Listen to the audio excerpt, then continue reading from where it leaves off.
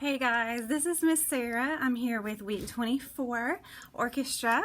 I hope you guys have been enjoying doing this orchestra unit as much as I have. It's been a lot of fun, and hopefully that you've learned a couple of things and had a chance to enjoy yourself and listen and slow down and just take in some music that we might not normally choose to put on our music players.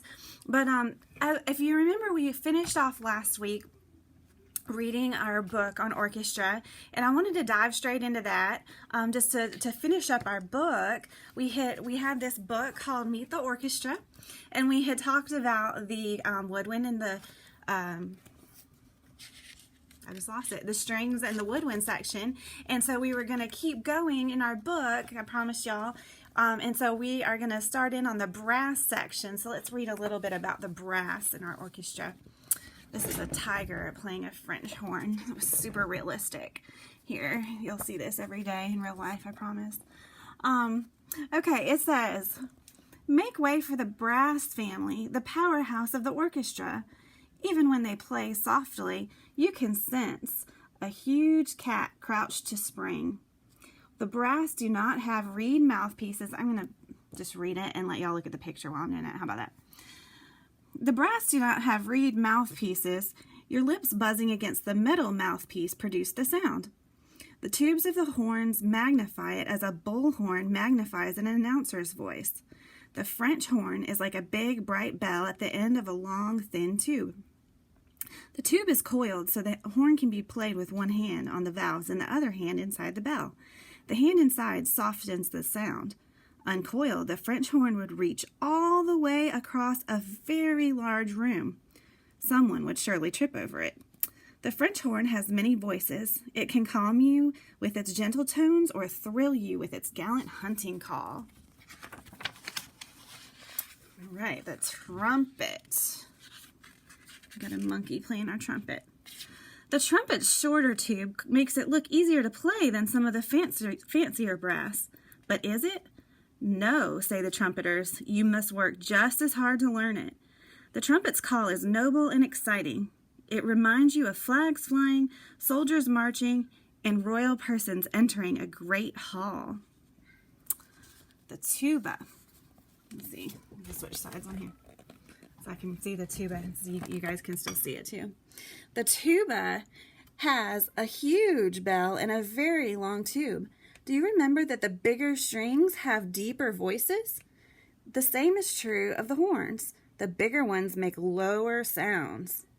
The tuba seldom carries a tune. It is more of a rhythm instrument. Its oompas help the brass to keep the beat, just as the thump of the bass does for the strings. All right, moving on to our percussion. We got a big old alligator playing the timpani, okay? I'll just let you see the picture while I read it. The timpani are the kettle drums. The big kettle drums sit in the kitchen or percussion section of the orchestra. Everything that is beaten, banged, dinged, or pinged belongs there. Have you ever heard the orchestra rumble with the sound of distant thunder? Suddenly it explodes with a boom, boom, boom. That is the timpani. They look like big kettles sitting side by side.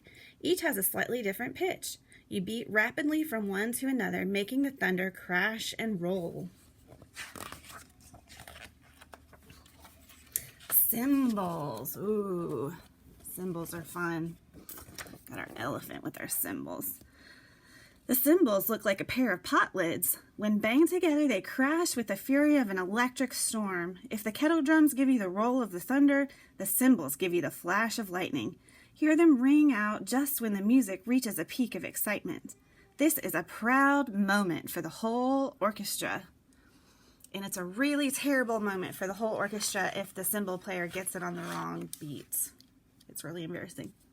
The piano. When you sit down at the piano, the black and white keys make your fingers want to dance. From the center, you can play them all, the high ones on your right and the low ones on your left. When you hear a murmur of notes burst into thundering chords, then fade into silence, it is probably the voice of the piano. When it is over, you may want to clap or perhaps even cry. Conductor. He's important. Now meet the conductor. He is often called maestro, which means master of the orchestra. That he is, for he leads the musicians at all times. He does it mostly by talking with his hands. In his right hand, he holds a small stick, a baton. With it, he beats the time. His left hand motions, you play now. Be quick, livelier, louder, softer. Ah, that's perfect. A raised eyebrow says, you're playing off key. The musicians have taken their places. The strings, who are by far the largest group of players, sit in the front, almost filling the stage. The woodwinds sit close together at the center. The brass and percussion are in the back. The conductor strides on stage in front of the orchestra, raises his baton. Let the music start. That's it. And here is our picture of our animal orchestra. You guys can see that. You got our violins and violas. There's the timpani in the back. You got our brass in the back here and the woodwinds in the middle. Violins usually sit on the front row. See if you can see them all. You got cellos in the front over here, bass drum and cymbals, double bass. And here's all our guys. So it's just a fun little book about the orchestra. I was going to show you, I had started talking to you guys a little bit about, and I had my own flute as a demonstration last week, and I don't have any brass or percussion instruments that are real brass or percussion instruments, but as you probably have noticed when we've talked about percussion before, a percussion instrument really can be anything. You can, you know, take this, I've got a pen here, you can take it, anything that's being struck, rubbed, hit, that's a percussion instrument. And so I actually saw this really cool, I wasn't going to talk about this, but we went to, my husband and I went to a performance on Broadway in New York City a couple of years ago, and there was a show called Stomp, and it's an entire group of percussionists, and they would make music and songs out of just unusual things. That they would take grocery bags and clap them together at a beat. They did the weirdest things. They did Zippo lighters and made songs, and I mean just anything that can make any kind of noise that you never even thought about before. They made this entire off-Broadway production of just brooms, banging on pot lids. It was the coolest thing ever. So a percussion instrument is probably the broadest because you can make a percussion instrument out of anything. But in the orchestra, I'll tell you, I'm going to run through, I have some of our pictures. Some of our basic percussion instruments that we've already talked about, the timpani, they're the kettle drums, and they're the big drums, and they have pedals, and it actually allows the top to be stretched tighter or looser, and it actually allows the timpani player to tune it, because that note needs to be in tune. And I have a video, mamas, that talk a little bit about tuned and untuned percussion instruments. That's really cool, but timpani is a tuned instrument, and it can go out of tune easily, which is why they need to be able to have the musician tune it themselves very easily. Here's a bass drum. It makes a huge low sound. You might see one of these in the back of an orchestra, but probably only one. You'll see several of them on a marching band, and that's what that big, deep thump that you feel in your chest, that's coming from your bass drum. There's a lot of other drums. You've got snare drums, I don't have a picture of that, and your toms and your quads that are smaller drums, but it's still a membrane stretched across, you know, a circular structure, and you hit, and it's tight, and you hit it with a drumstick or a mallet, and the type of stick you hit it with also makes a difference in the tone. Here are some cymbals, and you bang them together. They make big cymbals, little cymbals. Obviously, the bigger they are, the lower the sound. The smaller they are, the higher the sound. If your mom has a headache, please don't play cymbals in front of her. Let's see. Triangle. We talked a little bit about triangle when we were listening for the triangle in one of our pieces.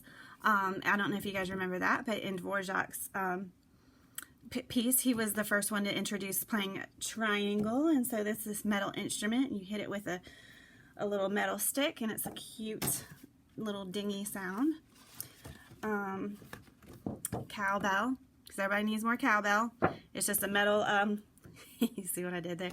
It's just a metal bell, and you hit it with a mallet, and it makes its own unique sound. This is a gong, and it's hanging from a frame so that it can echo its sound for as long as the player wants it to. And so you hit it with this big, huge mallet, and it goes gong. Anyways, it's a cool little percussion instrument. But there's just tons and tons of percussion instruments, and I'm actually attempting to make this video a little bit shorter than normal because I have several cool percussion videos that I'm wanting to attach. And there's one with a hand pan that's just really neat and really mesmerizing.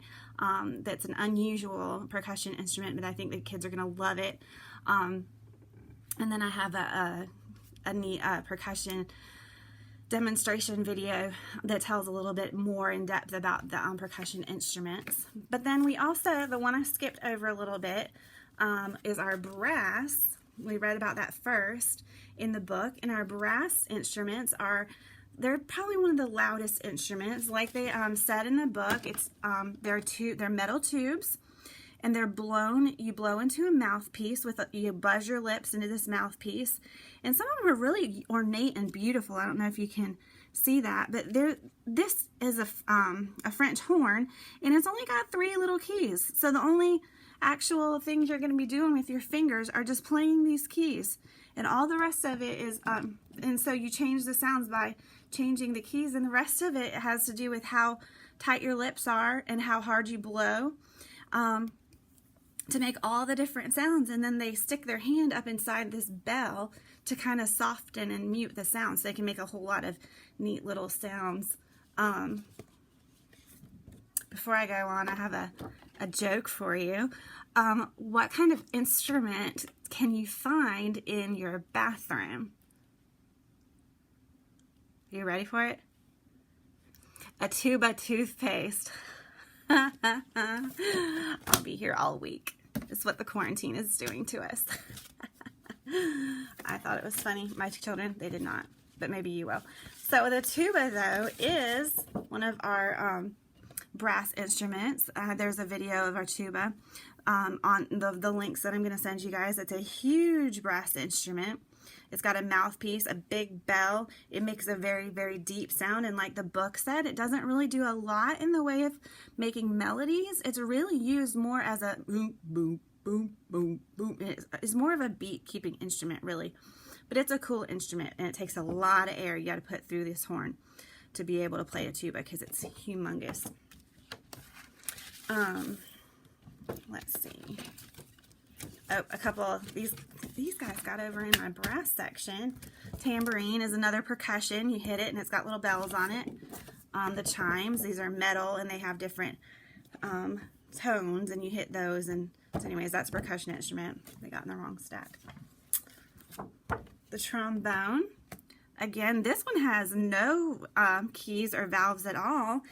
Everything is played by sliding this slide in and out. So they put the trombone together, and they blow into this mouthpiece, and then they slide the slide in and out, and they just have to know how far out to slide it in order to get the sound that they want. And so it takes a lot of years of practice playing the trombone to learn what to do, because there's no markings on it. They just have to know exactly how far out to slide that instrument to get the note that they want. Trumpet, that's your very small, very, very loud brass instrument. You see it wraps around like this, and it's got 3 valves. Again, just like the French horn. The different notes, you have 3 valves, and you blow into the mouthpiece, but all of the different notes are made by how tight you buzz your lips and how hard you blow your air. And that's pretty much what all of the sound comes from. So that's a quick version of our brass and percussion, but I wanted to go through that fairly quickly because I do want to give you guys time to make sure that you go over to the video clips that I have attached, because I think it gives them a cool and a neater up-close view of the instruments that they wouldn't get from looking at my pictures. So I want to give you guys plenty of time to do that. One last thing, I wanted to give you a little pop quiz, and mamas, you're gonna have to step up and help just a little bit with this. So I have a couple of questions that I've come up with that just sort of recap everything we've been doing over the last 6 weeks. And if you need to take time in between and write and answer the questions, just hit pause on this video and answer the questions. Or you can write down the questions as I say them and then answer them at the end. But when you're done, I want you guys to put in the comments. I'm going to post this on Slack. I'm going to post the YouTube video on Slack. And I'd like you to put in the comments how you did on our little quiz. And so I just want to hear from you and see what, and the kids can either do it or moms can do it for them, but I just want to hear a little bit about from you guys, a little feedback from our little pop quiz I have. Okay, so our first question was, who were the three composers that we studied during orchestra this year? Who were the 3 composers that we studied during orchestra this year? We studied 3 big names. Okay, if you need to pause this and talk about it, that's fine. Or if you want to write it down and then just talk about it at the end of the video, that's fine too. Okay, so who were the 3 composers we talked about? Question number 2, what time period did we mostly focus on during this orchestra session? What time period did we focus on? Okay. Our third question was, why was the romantic period called the romantic period? Was it because it was all about love, or was it some other reason? So why was the romantic period called that? All right. This should be easy because question 4, we've been talking about this a lot. What are the 4 instrument families? What are the 4 instrument families?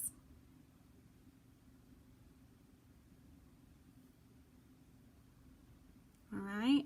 And question number 5, what kind of feelings did we feel when we listened to the different songs and pieces that we studied? Now, there's not really a right or wrong answer to this one. Okay, it's just something I want you to think about and discuss with your parent. So what kind of feelings did the different songs we've studied cause you to feel? What did they bring up in you?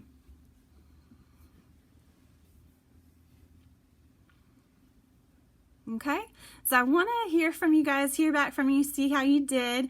So make a comment on the Slack thread just to let me know how you did. I think that most of it we've been repeating a lot, and so it ought to be pretty simple, but I'd just like to hear.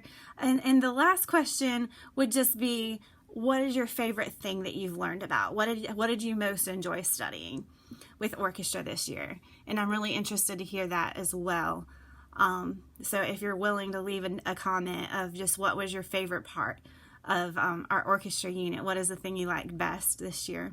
Because we can always tailor and edit and do things differently next year maybe, and so I'd like to hear that back from you guys. And so I'm going to cut this off. I would love for you guys to click the links that I'm posting below. I'm not going to repost unless somebody needs me to the pieces that we've studied, but I would encourage you to use those pieces as you're doing your work.